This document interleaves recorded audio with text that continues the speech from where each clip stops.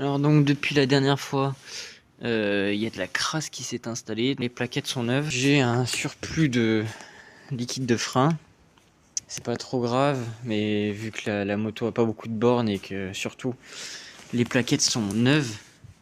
Putain merde, j'ai déposé la lampe. Vu que les plaquettes sont genre vraiment neuves, alors là ça touche presque le disque. Même là c'est sur le disque.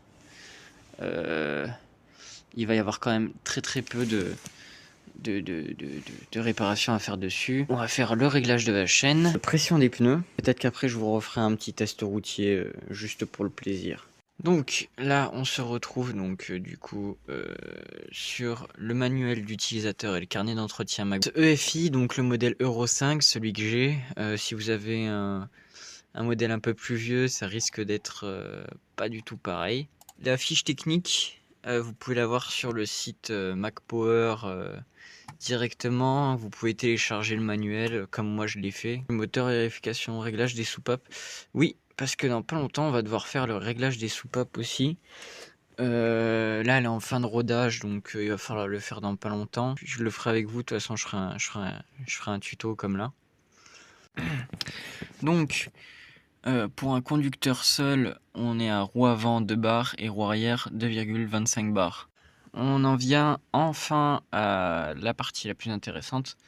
Donc il est recommandé d'avoir entre 10 et 20 mm autorisés de débattement de chaîne.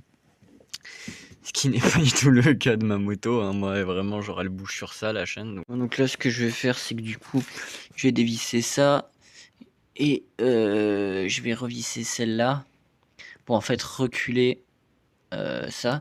Et en fait ici tu as des petites rainures, donc du coup je vais pouvoir reculer et régler précisément l'écart des deux. Voilà.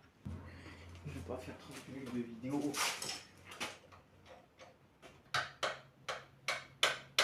Bon, donc là on se retrouve quelques jours plus tard. Alors que je vous explique, parce que du coup j'ai eu un problème avec ma caméra lors du dernier tournage. En gros, donc il faut que vous décapsuliez ces petits trucs là. Hop, vous dévissez cette vis là. Enfin, vous n'êtes pas obligé de le dévisser à fond, hein, juste vous le desserrez. Vous desserrez cette vis là. L'autre, de l'autre côté, il n'y a pas besoin de la desserrer. En fait, c'est un axe complet, c'est juste ça pour serrer. Donc celle-là, on n'a pas du tout besoin de la dévisser. Il faut juste dévisser celle-là. Dévisser le premier contre-écrou, ici. Et en fait, ici, vous allez resserrer. Donc comme ça, vers le haut. Tac, tac, tac. Jusqu'à que, en fait, les marques ici... Putain, je suis niqué un ongle. Les marques ici et de l'autre côté soient exactement pareil. Sinon, j'ai une autre technique. Vous mettez une règle, là, du cul du métal jusque là. Et vous regardez combien il y a de centimètres entre le cul du métal là et là. Et en fait, vous faites ça des deux côtés, ça vous donnera la distance, enfin le réglage parfait des deux côtés. Une fois que vous avez fait ça, vous vérifiez que vous avez bien 2 cm de débattement au niveau de la chaîne. Bon là, elle s'est un peu desserrée parce que je suis allé faire quelques tours avec et j'ai roulé un peu fort. Donc vous regardez bien que vous ayez 2 cm de débattement. Et après, donc vous resserrez le contre-écrou ici, en faisant attention de ne pas desserrer la première vis. Donc vous faites ça des deux côtés. Et une fois que vous avez fait ça, vous pouvez passer au nettoyage de la chaîne. C'est pas la brosse, mais bon, c'est une genre de brosse avec des dents de chaque côté, enfin des brosses de chaque côté et une brosse dessous. Vous la mettez sous la chaîne, vous forcez, vous passez une vitesse pendant que le moteur il tourne. Vous la surélevez un peu, histoire que la roue elle tourne toute seule. Et puis vous frottez en même temps que la chaîne tourne. Et une fois que vous avez fait ça, vous nettoyez au dégraissant toute la chaîne. Et une fois que le dégraissant du coup s'est évaporé, vous mettez de la graisse à chaîne partout. Une graisse spéciale chaîne, hein, vous mettez pas du WD-40 parce que ça va pas tenir. Vous mettez pas genre... comment est-ce que je peux vous dire, genre ça là. Mettez pas ça. Mettez de la vraie graisse à chaîne, pas ça. Et une fois que tout est fait, vous lubrifiez du coup les mécanismes en mouvement, c'est-à-dire par exemple le levier de vitesse est à regresser, pas obligatoirement, mais vous pouvez le faire. Les poignées de frein, d'embrayage. Aussi, pensez à mettre de l'huile sur dans votre câble d'embrayage et dans votre câble de frein. Pas sur les freins, vous mettez pas de l'huile sur les freins. Je vous vois dans les commentaires là, à sortir des conneries.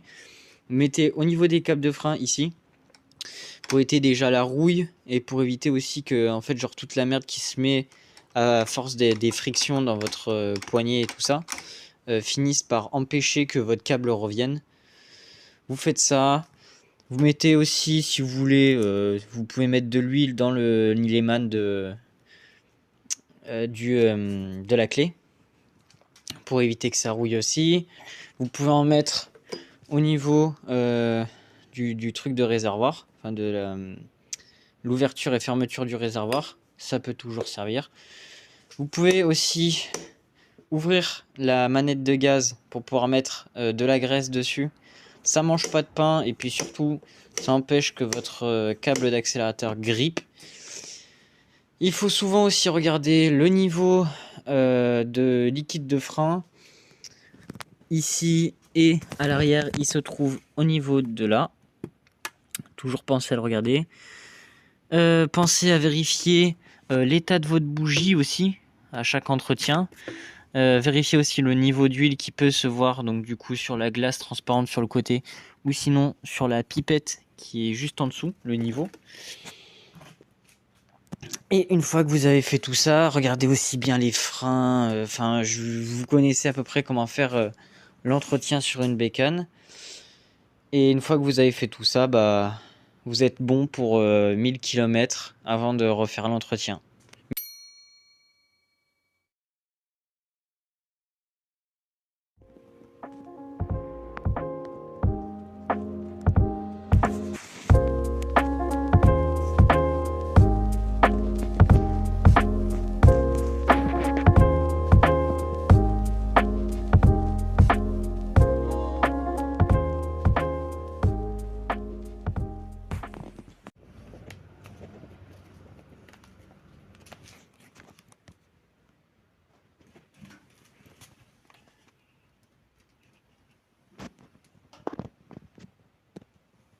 Oh ouais!